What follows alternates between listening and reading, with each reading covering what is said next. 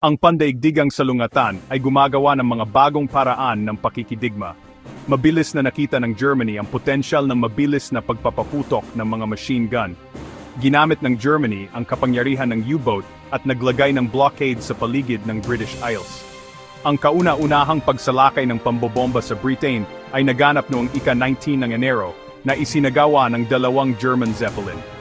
Ang mga Zeppelin ay naghulog ng ilang bomba sa Great Yarmouth, Sheringham at King's Lynn. Ang labanan ng Dogger Bank ay nagsimula noong ika-24 na nagresulta sa pagkawala ng isang barkong pandigma ng Alaman. Sa Eastern Front, nagsimulang gumamit ng mga sandatang chemical ang mga puwersang Aleman. Ang mga Aleman ay nagpakawala ng silyl bromide sa mga puwersang Ruso sa labanan sa Bolimov, ngunit ang pag-atake ay nag-backfire. Pinangunahan ni Field Marshal von Hindenburg ang mga puwersang Central sa isang pag-atake.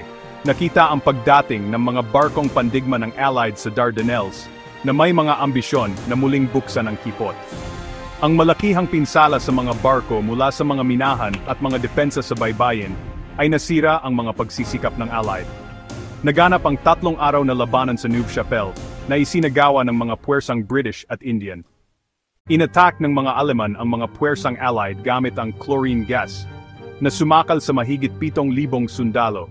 350 sa kanila ang namatay mula sa kanilang mga pinsala. Sa pagtatapos ng labanan, ang bayan ay nawasak ng mga bombardment ng artillerya. Sinimulan ng Imperyong Ottoman ang pagsasanib ng hanggang 1,000,000 Armenian mula sa mga rehiyong Turko nito. Ang mga babae, bata at matatanda ay itinaboy sa disyerto ng Syria nang walang pagkain o tubig at iniwan upang mamatay. Ang tubig na humampas sa mga dalampasigan ay namumula sa dugong Allied. Pinatorpedo ng German U-boat SMU-20 ang British ocean liner sa RMS Lusitania sa baybayin ng Ireland. Ang liner ay bumaba na may higit sa 1,000 at 100 kaluluwa na nagtipid ng 764. Ipinagkanulo ng Italia ang deklarasyon nito ng neutralidad at sumali sa mga allies.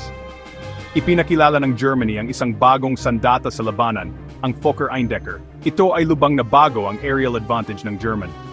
Sinimulan ng mga Ruso ang kanilang malaking pag-alis mula sa Galicia, Poland na kapansin-pansin sa Eastern Front. Ang mga kaalyado ay nagbigay ng mga reinforcements sa kanilang mga puwersa sa Gallipoli Peninsula. Ang mga puwersa ng Allied sa Western Front ay nagsagawa ng isang malaking kampanya upang agawin ang lupain mula sa Central Powers. Nagawa ng mga Pranses ang ilang pag-unlad sa paglabag sa unang linya ng Aleman, ngunit nabigo silang makapasok sa ikalawang linya.